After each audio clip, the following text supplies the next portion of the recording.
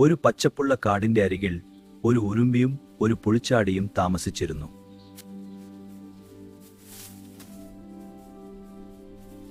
വേനൽക്കാലം വന്നപ്പോൾ ഉറുമ്പ് ദിവസവും കഷ്ടപ്പെട്ടു ധാന്യക്കുറു, അരി, ഗോതമ്പെല്ലാം തന്റെ ചെറിയ വീട്ടിലേക്ക് കൂട്ടി സൂക്ഷിച്ചു. അപ്പോൾ പുൽച്ചാടി എന്ത് ചെയ്തു? പാടിയും നൃത്തം ചെയ്തും കഴിച്ചും സമയം കഴിച്ചു. സുഹൃത്തെ, മഴയും ശീതകാലവും വരും. അപ്പോൾ ഭക്ഷണമുണ്ടാകാൻ ഇപ്പോഴേ സൂക്ഷിക്കണം. ദിവസങ്ങൾ കഴിഞ്ഞു. മഴയും തണുപ്പും വന്നു. പുൽച്ചാടിക്ക് ഭക്ഷണമൊന്നുമില്ല. പാട്ടുപാടാൻ പോലും ശക്തിയില്ല. മഴയും തണുപ്പും വന്നു. പുൽച്ചാടിക്ക് ഭക്ഷണമൊന്നുമില്ല. അവൻ വിശന്ന് ഉറുമ്പിന്റെ വീട്ടിലെത്തി സഹായം ചോദിച്ചു. ഞാൻ വേനൽക്കാലത്ത് കഷ്ടപ്പെട്ട് ഭക്ഷണം സൂക്ഷിച്ചതിനാലാണ് ഇന്ന് എനിക്ക് പ്രശ്നമില്ല.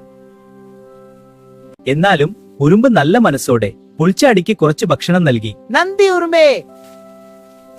സമയമുള്ളപ്പോൾ ജോലി ചെയ്യണം. പുൽച്ചാടി നന്ദി പറഞ്ഞു. ഇനി ഞാൻ പഠിച്ചു. ഇന്നത്തെ ജോലി നാളെയിലേക്ക് മാറ്റരുത്. സമയമുള്ളപ്പോൾ കഷ്ടപ്പെടുന്നവർക്കാണ് നാളെയുടെ സുരക്ഷ.